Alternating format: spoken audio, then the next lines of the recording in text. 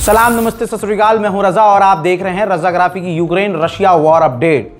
हजरात मोहतरम, मामला गर्मा गया है। ठंडा तो हुआ नहीं था लेकिन और बढ़ गया है, क्योंकि अब रशिया आसपास के देशों के लिए खतरा बन रहा है, ऐसा आसपास के देशों का इल्जाम है। जैसे इस्टोनिया ने कहा है कि रशिया के 2 से 3 फाइटर जेट हमारे इलाके में घुस आए थे। हालांकि रशिया ने साफ इनकार कर दिया कि यह सरासर गलत है, लेकिन इस्टोनिया ने कहा है कि नेटो का आर्टिकल 5 जो है जारी कर दिया जाए, जिसमें माना जाएगा कि अगर किसी एक नेटो के सदस्य में घुसपैठ होती है तो तमाम नेटो देशों के लिए यह खतरा होगा और सभी नेटो देश एक साथ सामने वाले के खिलाफ बड़ी कार्रवाई करेंगे।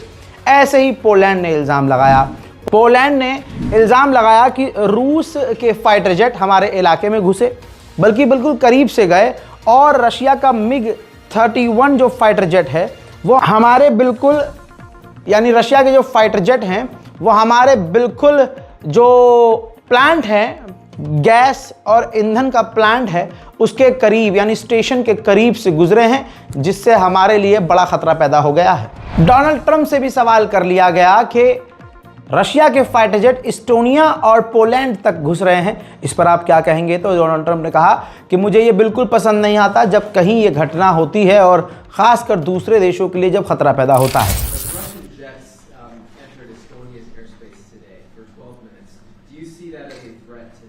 Well, I'm going to have to look at it. They're going to be briefing me in a short while, so I'll let you know about it tonight or tomorrow. What's your take in general? Well, I don't love it. I don't love it when that happens. It could be big trouble, but I'll let you know later. They're going to brief me in about an hour. Vladimir Putin ने खुद ये जानकारी दी है कि 7 लाख रूसी फौजी front line पर लड़ रहे हैं। उधर दोस्तों बहुत कम देश हैं जो रशिया का साथ दे रहे हैं, लेकिन हंगरी टॉप पर है। हंगरी पूरी तरह से यूक्रेन रूस वॉर में रूस के साथ खड़ा है। तो यूरोपीय यूनियन ने फैसला किया है कि 550 मिलियन यूरोज हंगरी के जो है फ्रीज कर लिए जाएंगे। यूक्रेन अपनी जंग बहुत पावरफुल तरीके से लड़ रहा है। तस्वीर में आप देख रहे हैं यूक्रेन का F-16 फाइटर जेट रूस के ड्रोन्स को मिसाइल से मार गिरा रहा है।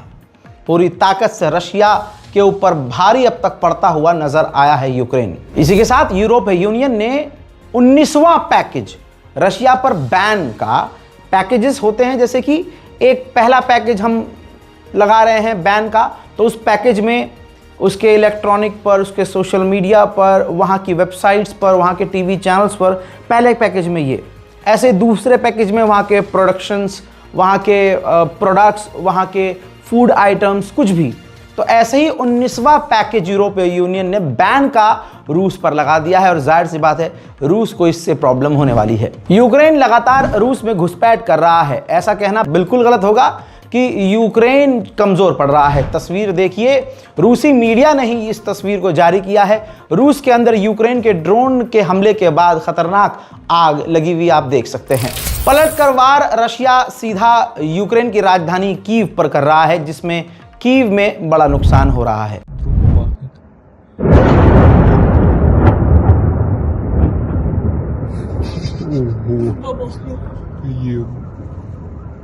Потекало в рот. Ого, ты ёб твою мать! Охренеть, сейчас буду звонить. Прям мощно надо. Офигеть, оно осколки падают. ब्रिटेन में डोनाल्ड ट्रंप ने रूस पर टिप्पणी करते हुए कहा कि हमें व्लादिमीर पुतिन ने निराश किया है, और इस जंग में जितने यूक्रेन के मारे जा रहे हैं उससे ज्यादा रूस के सैनिक मारे जा रहे हैं, और रूस अपने लोग भी भारी मात्रा में खो रहा है। The U.S. has done 7 of them. The one that I thought would be easiest would be because of my relationship with President Putin, but he's let me down. He's really let me down. Who's going to be Russia and Ukraine? Ukraine के राष्ट्रपति Zelensky ने हिम्मत दिखाई और front line पर पहुंचे, जहां पर सीधा टकराव रूस से चल रहा है।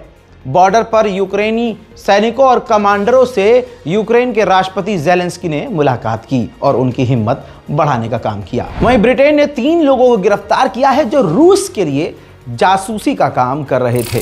आप सोच नहीं सकते कि यूक्रेन रूस को सच में पानी पिला रहा है। आप जरा इस तस्वीर को देखिए और समझिए, ये रूस के 1300 किलोमीटर अंदर की इमारत है। यूक्रेन ने अपना ड्रोन भेजा 1300 किलोमीटर रूस के अंदर, जहां उसने तबाही मचाई, और वही तस्वीर आप देख रहे हैं। रूस और यूक्रेन की जंग के बाद रशिया से आसपास के देश खौफ खाने लगे हैं। हालात यह है कि लिथुआनिया जैसे देश, बल्कि मैं सीधा तस्वीर दिखाना चाहूंगा, लिथुआनिया 10 साल तक के बच्चों को, जी हां 10 साल के जो बच्चे हैं उनको भी ड्रोन चलाना और ड्रोन ऑपरेट करना, उड़ाना सिखा रहा है। एक तरह से ये जंग की तैयारी है। हद तब हो गई जब रूस के एंकर्स लाइव टीवी पर बैठकर फ्रांस को न्यूक्लियर धमकी दे रहे हैं और कह रहे हैं कि हम अपने न्यूक्लियर से फ्रांस को मिटा देंगे। А я правильно понимаю, что Макрон хочет войти в историю Франции как последний президент? Правда, история Франции будет некому писать в случае ядерной войны? Но вот дело все в том, что вот подобными шагами, они все приближают тот момент, когда либо по территории Украины, либо по территории Польши, где будут дислоцироваться все эти силы, будет нанесен ядерный удар, для начала тактическим ядерным оружием. И в этой связи вот хотелось бы задать вопрос и политическим деятелям, и военным. Вы приближаете этот момент. А что касается заявлений Келлога, типа «не посмеют», еще как посмеем. Опомниться не успеешь, как посмеем. Потому что все это отрабатывается на всех реальных тренировках, ну просто до автоматизма. यूरोपीय यूनियन ने कहा है कि 170 बिलियन यूरोस की प्रॉपर्टीज रूस की, जो पूरे यूरोप में हमने सीज की है, उसका पैसा 170 बिलियन यूरोज हम यूक्रेन को दे देंगे। उधर एक बार फिर से परमाणु की हूल देने की नियत से रूस ने हवा में अपने परमाणु बॉम्बर को उड़ाकर सिर्फ यूक्रेन को नहीं, आसपास के कई यूरोपियन देशों को डराने की कोशिश की है। टक्कर तो कांटे की है। रूस की एक मिसाइल जब यूक्रेन में जाकर दिन दहाड़े टकराती है तो मंजर क्या है, देखिए।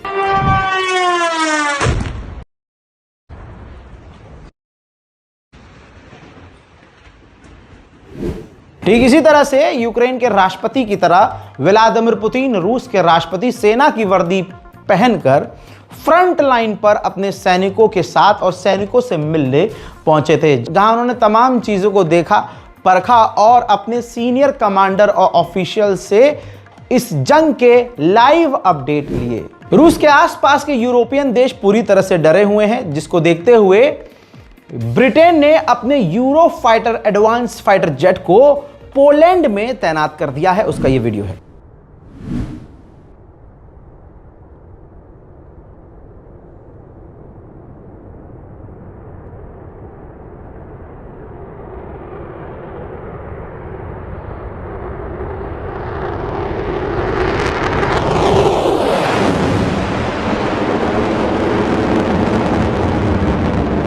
लगभग कई देश पोलैंड के अंदर पोलैंड के समर्थन में रूस के खिलाफ इकट्ठा हो रहे हैं। फ्रांस की भी हरकत आपके सामने है। फ्रांस का राफेल फाइटर जेट भी पोलैंड के अंदर पोलैंड के समर्थन में रूस के खिलाफ तैनात कर दिया गया है। रूस के लिए यूक्रेन के नए नए हथियार ज्यादा बड़े सरदर्द हैं। तस्वीर देखिए, यूक्रेन ने दिखाया है एक शैतान, एक खतरनाक मिसाइल दिखने वाली चीज, लेकिन मैं आपको बता दूं ये अंडर वाटर ड्रोन है जिसका नाम है टोलोका, जिसकी रेंज 2000 किलोमीटर है, जो रूस के लिए बड़ा खतरा है। यूरोपीय यूनियन रशिया पर बैन लगा रहा है और उधर यूरोप के देश डर रहे हैं। नेटो कह रहा है कि रूस का प्लान हम पर हमला करने का है, जिसके बाद माहौल में गर्मी देखने के बाद रूस के विदेश मंत्री सरगेई लावरोव को सामने आना पड़ा और सफाई देनी पड़ी कि नेटो पर हमला करने का कोई प्लान रूस का नहीं है। उधर यूक्रेन के हालात इतने भी अच्छे नहीं हैं कि हम ये कह दें कि यूक्रेन जीत रहा है।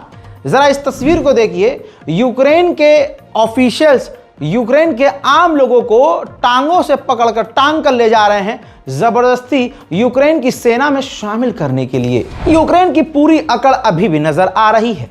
यूक्रेन ने साफ कहा है कि हम जंग रोकने की बात नहीं कर रहे हैं, हम बात कर रहे हैं ह्यूमैनिटेरियन ग्राउंड पर कि इस जंग में मानवता को तार-तार ना किया जाए।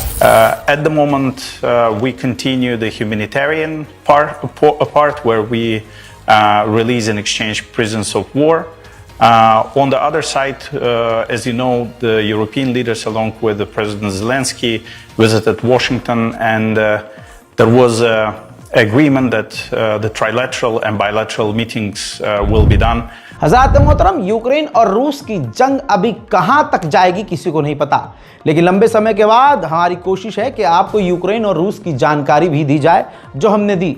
अगर यूक्रेन और रूस की जानकारी भी आपको डेली बेसिस पर चाहिए तो नीचे कमेंट कीजिए। हमारे चैनल रज़ाग्राफी अनस्क्रिप्टेड को सब्सक्राइब कीजिए। मैं हूं रज़ा और आप देख रहे थे रज़ाग्राफी अनस्क्रिप्टेड। जय हिंद।